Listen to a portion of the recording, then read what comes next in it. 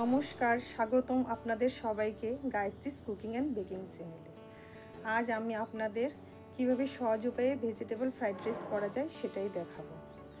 তো সেটা করার জন্য আমি প্রথমে কড়াইতে সাদা তেল নিয়ে নিলাম, নিয়ে কিছু সবজি যেমন ক্যাপসিকাম, গাজর, বিন, মটরশুঁটি এগুলি নিয়ে ভেজে তুলে রাখলাম। তারপর আরেকটি কড়াইতে একটু সাদা তেল সাথে ঘি মিশিয়ে নিলাম, নিয়ে এতে তেজপাতা, দারচিনি, এলাচ, গোলমরিচ, কিছু লং দিয়ে ভাজলাম, ফোড়ন দিলাম, দিয়ে ভাজতে থাকলাম।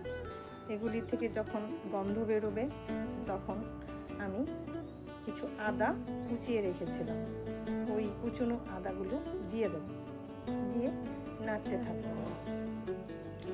তারপর নাড়তে নাড়তে একটু যখন ভাজা ভাজা হবে তখন এতে আমি আগে থেকে ধুয়ে রেখেছিলাম কাজু বাদাম আর কিশমিশ, এগুলি দিয়ে দেব। এগুলি দিয়ে ভাজতে থাকবো, আস্তে আস্তে ভাজতে থাকবো। ভাজা ভাজা যখন হবে তখন এতে দিয়ে দেব কিছু চেরা কাঁচা লঙ্কা। কাঁচা লঙ্কাগুলো দিয়েও ভাজতে থাকবো। ভাজা ভাজা হয়ে গেলে আমি তখন এতে দিয়ে দেব একটু পরিমাণ মতো নুন। নুনটা তেলের সাথে ভালো করে মিশিয়ে নেবেন, নিয়ে ভালো করে মিশিয়ে নিয়ে তখন এতে দিয়ে দেব আমি আগে থেকেই কিছু ভাত করে রেখেছিলাম। ভাতটা আপনারা 80% কুক করবেন, পুরোপুরি সেদ্ধ করবেন না, না হলে ভাজতে ভাজতে গলে যেতে পারে। তারপর আস্তে আস্তে ভাতগুলো দিয়ে দেব, দিয়ে নাড়তে থাকবো।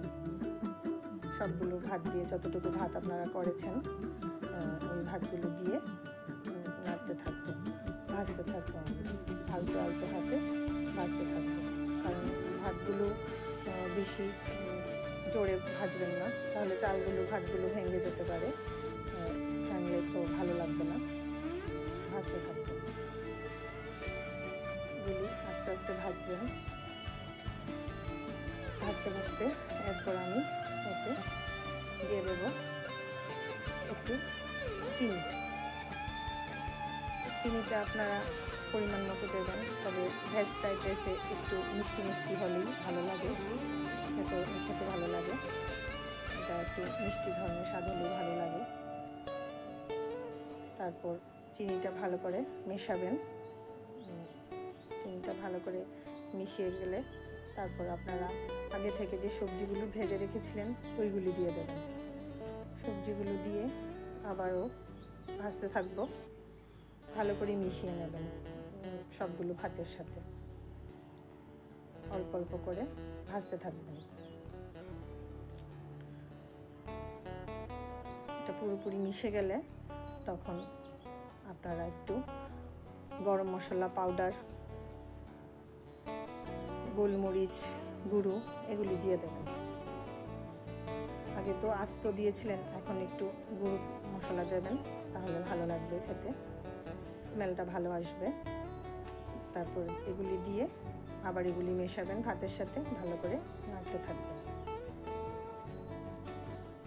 ভালো করে মিশে গেলে ভাতের সাথে নামানোর আগে 1 টেবিল স্পুন ঘি ছড়িয়ে দেবেন। ঘি ছড়িয়ে আবারও একটু ভাজা ভাজা করে নামিয়ে নেবেন। বেশ হয়ে গেল ভেজ ফ্রাইড রাইস। এটা আপনারা চিলি চিকেন, এমনিতে মাংস সব কিছুর সাথেই ভালো লাগে।